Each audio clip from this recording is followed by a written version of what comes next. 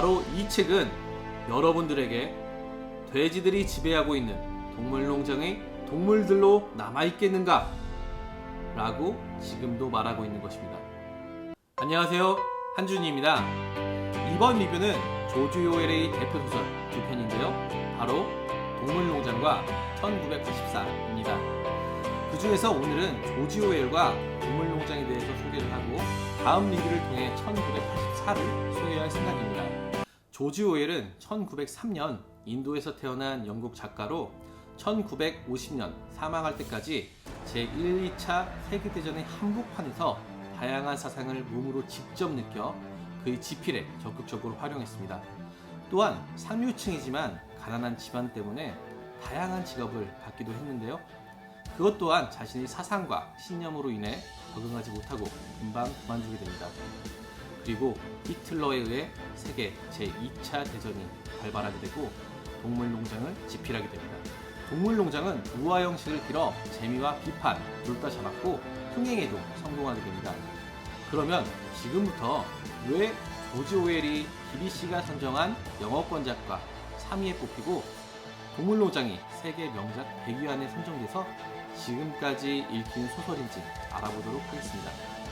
동물농장은 스탈린 체제의 소련을 비판하기 위한 소설로서 동물과 당시의 인물들을 1대1로 매칭시키고 소설로 쓰여진 사건 역시 그 당시의 일들을 비슷하게 풍자해 놓았습니다. 소설은 메이저라는 늙은 돼지가 동물들을 모아놓고 자신의 사상을 설파하면서 시작됩니다.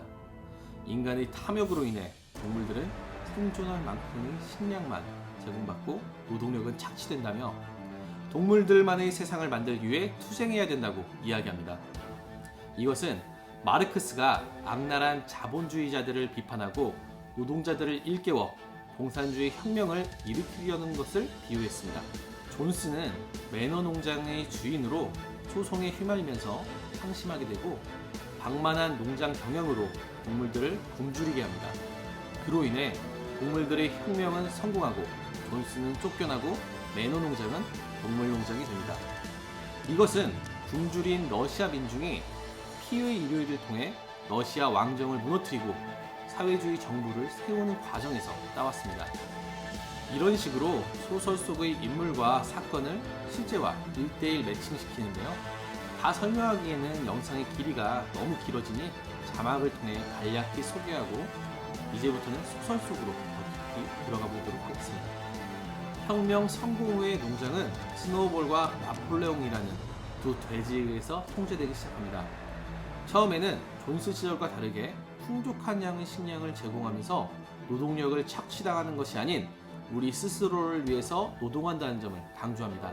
하지만 이것은 점차 변질되고 스노우볼과 나폴레옹의 의견 대립은 더욱 심해집니다. 그 대립은 풍차 건설로 절정에 이르게 되는데요.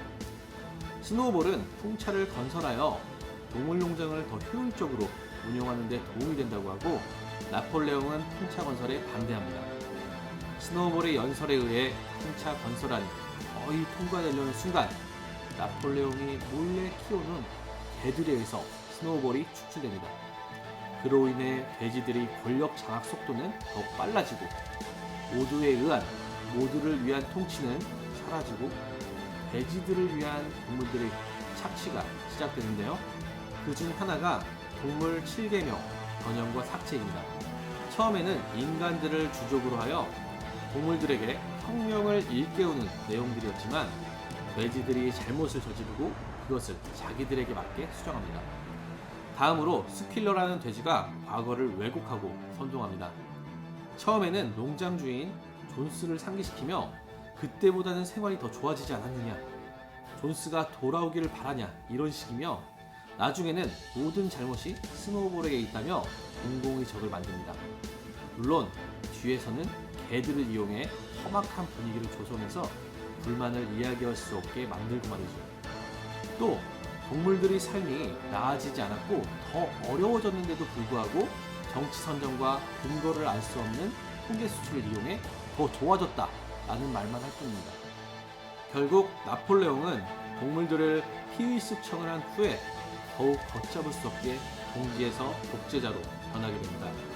그리고 마지막에 이르러 돼지들은 네 발이 아닌 두 발로 걷게 되고 인간들을 농장에 초대해 파티를 열어 동물농장을 기존의 매너농장으로 바꾸면서 이야기가 끝이 납니다. 이제는 누가 인간이고 누가 돼지인지 분간하기 힘들었다는 말을 끝으로 말이지요. 조지 오웰은 사회주의자인데도 사회주의 한 갈래인 공산주의를 왜 그렇게 신랄하게 비판했을까요? 그는 공산주의를 비판한 게 아니라 공동의 목표를 위해 다수가 희생하고 그것을 이용해 독재까지 이르는 스탈린식 체제를 혐오했던 건데요. 그것을 복서라는 말로 표현했습니다. 복서는 힘은 강했지만 우둔했습니다. 하지만 누구보다 열심히 일했고 나폴레옹은 항상 옳다라는 말을 입에 달고 다닐 정도로 나폴레옹을 믿었습니다. 하지만 그가 늙고 약해지자 돼지들은 복서를 도축장에 팔아버리고 그 돈으로 위스키를 사서 파티를 열었습니다. 복서를 프롤레타리아 계급으로 비유해 누구보다 충실히 일하지만 결국 희생당하고 그들의 피로 권력층이 호화로운 생활을 하는 것을 묘사한 것이죠. 마지막으로 우리는 소련의 붕괴로 스탈린식 소비에트가 실패했음을 알고 있습니다. 따라서 이 책의 비판은 그 결말에 도달하여 더 이상 생명력을 갖기 어려울 수도 있으나 지금까지도 스테디셀러로 읽혀지는 이유는 무엇일까요? 바로 독재자가 생겨나는 과정이 스탈린을 포함해 비슷하기 때문입니다. 독재자가 생겨나기 위해서는 몇 가지 필요한 사항이 있습니다. 카리스마가 있는 지도자, 정적의 숙청, 군사력 또는 공권력을 이용한 위협, 언론의 장악과 선전, 그리고 마지막으로 민중의 무지와 무관심입니다. 책은 독재자만을 비판하고 있지는 않습니다. 알파벳을 알려줘도 익히지 못하는 무지, 방관하는 지식인 또한 비판의 대상입니다. 바로 이 책은 여러분들에게 돼지들이 지배하고 있는 동물농장의 동물들로 남아있겠는가? 라고 지금도 말하고 있는 것입니다. 오늘 준비한 내용은 여기까지이고요. 다음에는 더욱더